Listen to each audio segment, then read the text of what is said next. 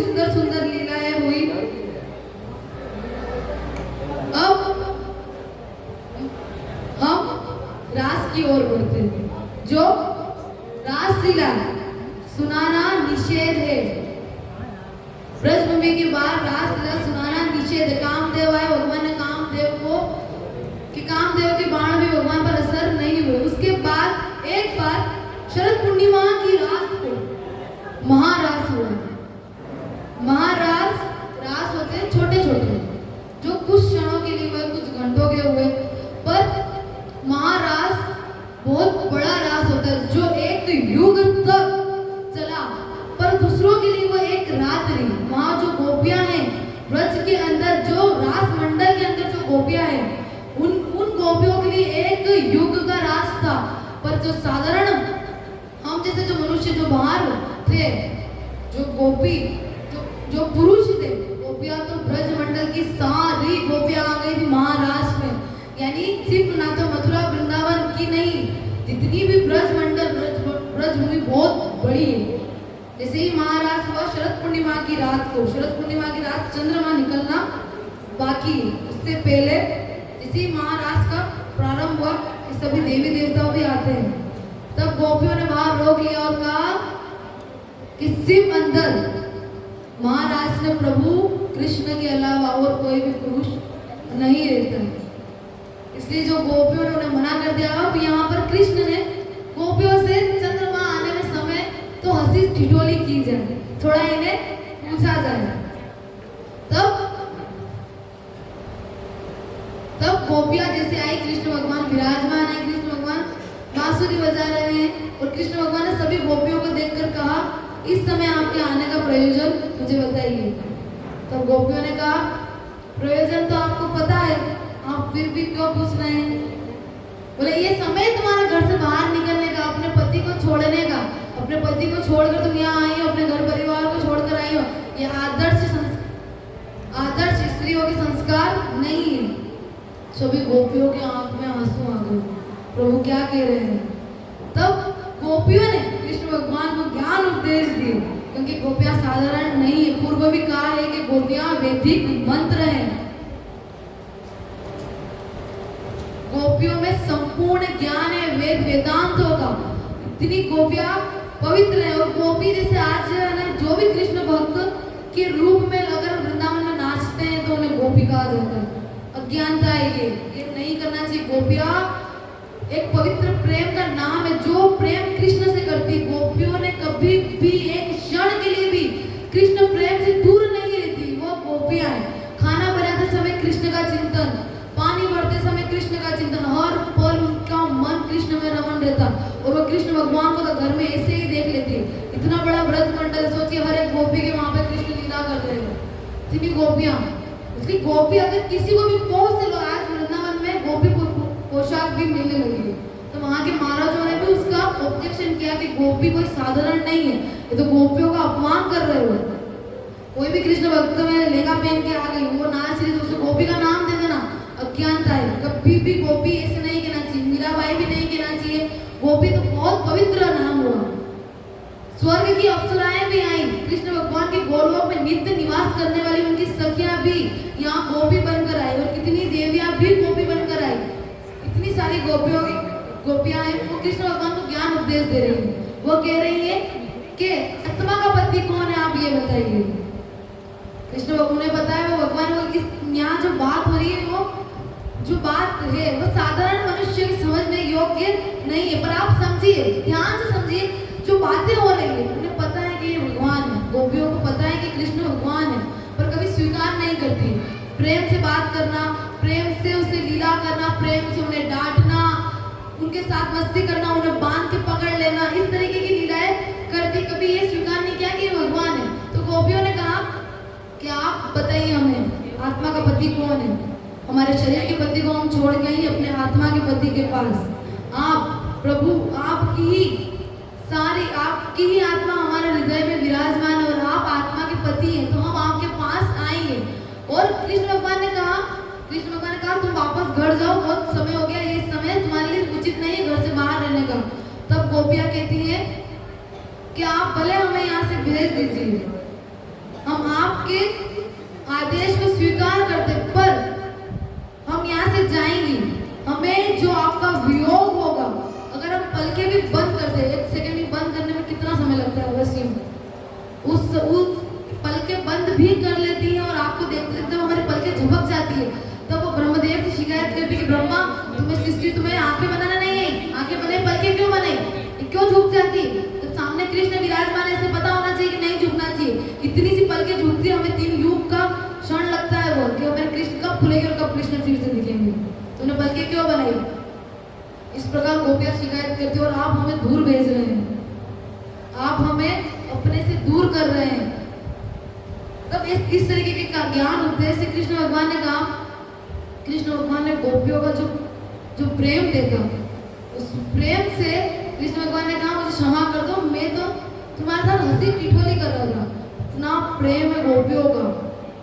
अब जैसे ही रास प्रारंभ होता है, महादेव जी आते हैं रास में, पर उससे पहले रास होता है तब गोपियों को घमंड आ गया। कृष्ण भगवान ने रास करना प्रारंभ किया तो उनमें घमंड आया कि ये परम सुंदर, ये त्रिलोक सुंदर और हम विश्व सुंदर, ये हमारे साथ नृत्य करें, एक एक गोपी, एक एक कृष्ण भगवान।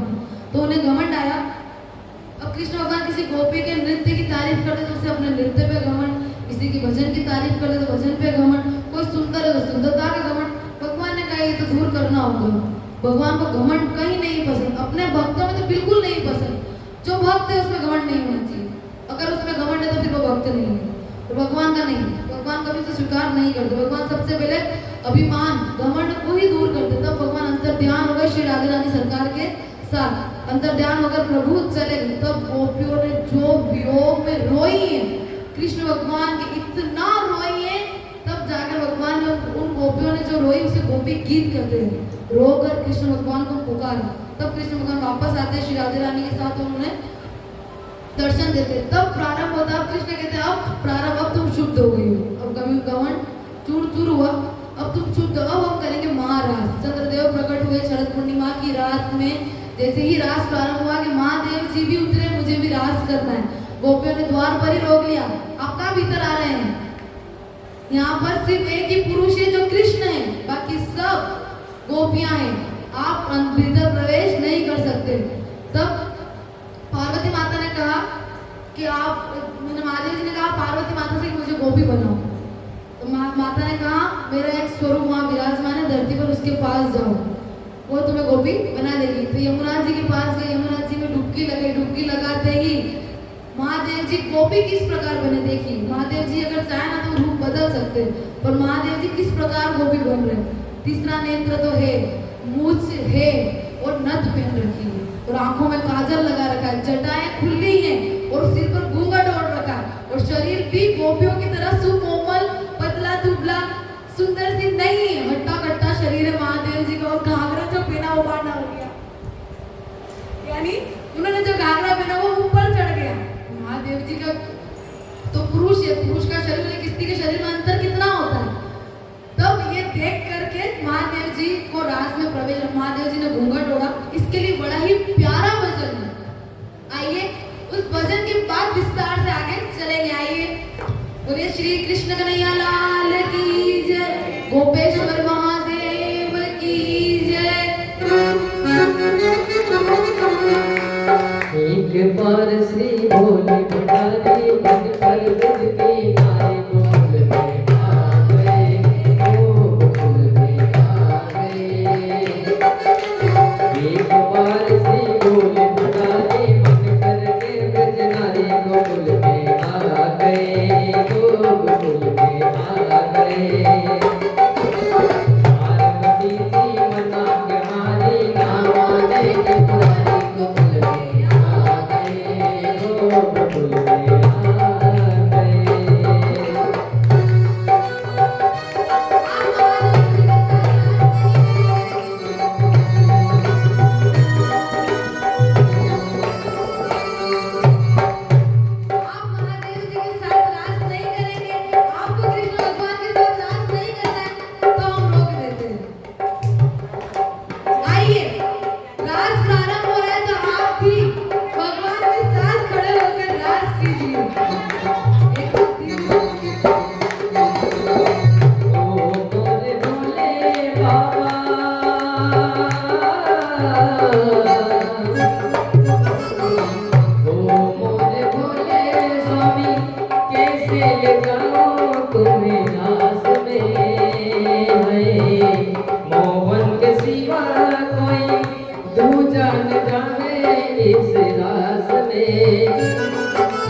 नाच करेगी ब्रज की रानी, मानो बात हमारी गोकुल में आ गए, ओ गोकुल में आ गए।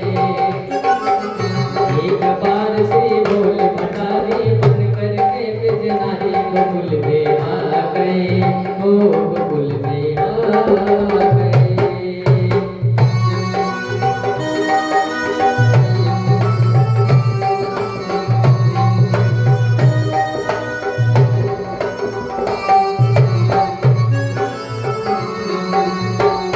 ऐसा सजा दे मुझको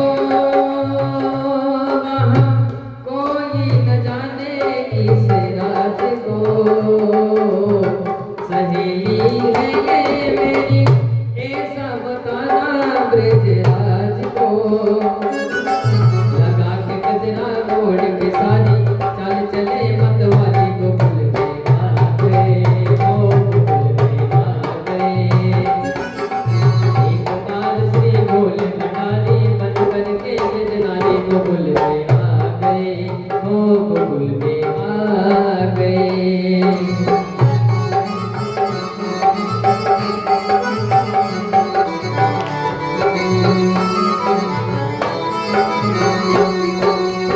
ऐसी बजाई बंसी बंसी,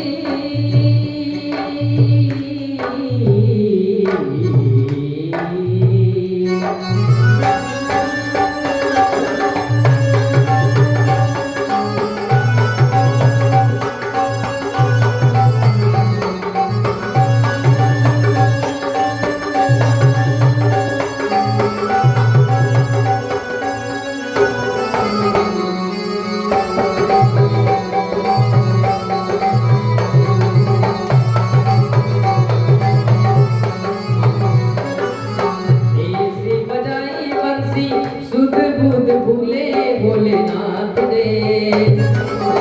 आई गए हैं शंभू ऐसा समझ गई सब ब्रजनार रे। इस गई सब सबसे सारी मुस्कुराए बनवारी गोकुल में आ गए, ओ गोकुल में आ गए। एक बार श्री भोले भंडारी बन करके ब्रजनारी गोकुल में आ गए, ओ गोकुल में आ गए।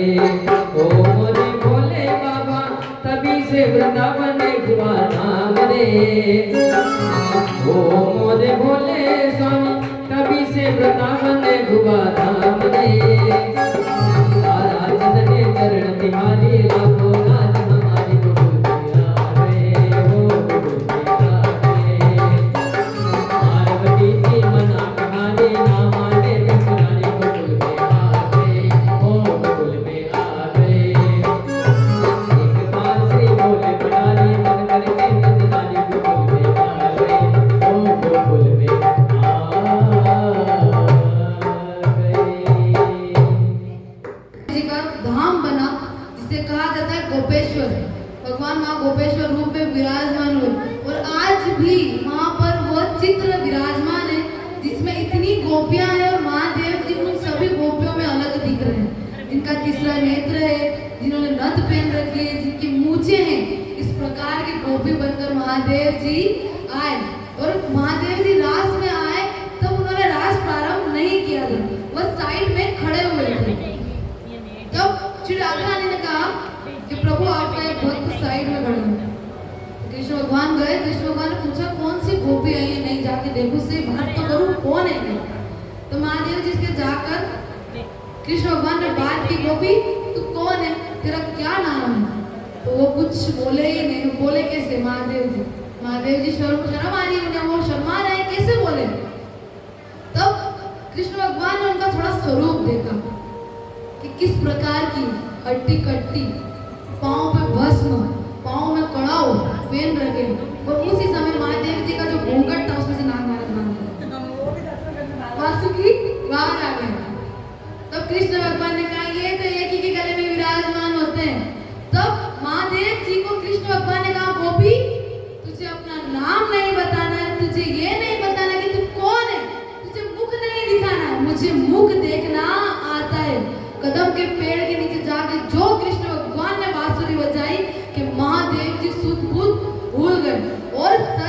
खिसक गई जब साड़ी, मुस्कुराए गिरधारी बोले शर्मा गए। यानी कृष्ण भगवान ने देखा कि महादेव जी मेरे प्रेम के कारण महादेव गोपी बन करके आए और महादेव जी शर्मा गए प्रभु से कि वो किस रूप में आए। तब महादेव जी के पास जा करके कृष्ण भगवान उन्हें लेकर आए और कहा कि आप गोपेश्वर हैं, आज से आपका नाम मैं गोपेश्वर रखता हूँ।